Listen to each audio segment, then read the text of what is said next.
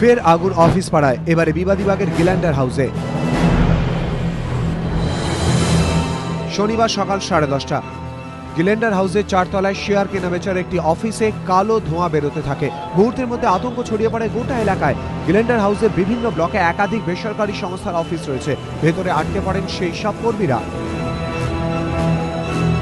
ঘটনাস্থলে পৌঁছে দমকলের 4টি ইঞ্জিন, পৌঁছে বিপর্যয় মোকাবিলা দলও। আমরা দেখতেই পাচ্ছি এখানে যে ফলস সিলিং দেখতে পাচ্ছি, সেই ফলস সিলিং এর ওপরেই কিন্তু আগুন লেগেছিল এবং কর্মীরা এখন এখানে মাস্ক পরে বা অন্যান্য জিনিসপত্র পরে তারা এখানে কাজ করার চেষ্টা করছেন। আগুন তারা নিয়ন্ত্রণে আনলেও ধোঁয়া যেরকমভাবে রয়েছে সেই ধোঁয়ার জন্য তাদের কাজ করতে অসুবিধা হচ্ছে। বহুতলে বিদ্যুৎ সংযোগ বিচ্ছিন্ন করার পর ভেতরে আটকে থাকা সবাইকে সিঁড়ি দিয়ে বের করে আনা হয়।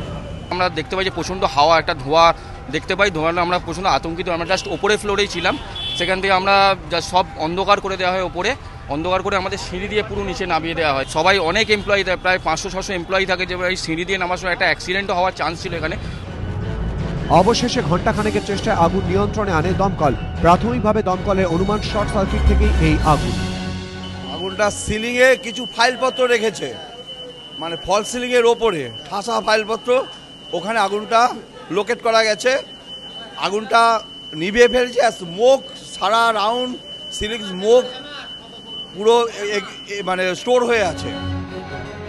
স্টিফেন কোর্ট থেকে ফিরপো মার্কেট, এর আগে একাধিকবার অফিস পাড়ায় বিভিন্ন বহুতলে আগুন লাগার ভয়াবহ অগ্নিকাণ্ড শহরবাসীর স্মৃতিতে এখনো তাজা।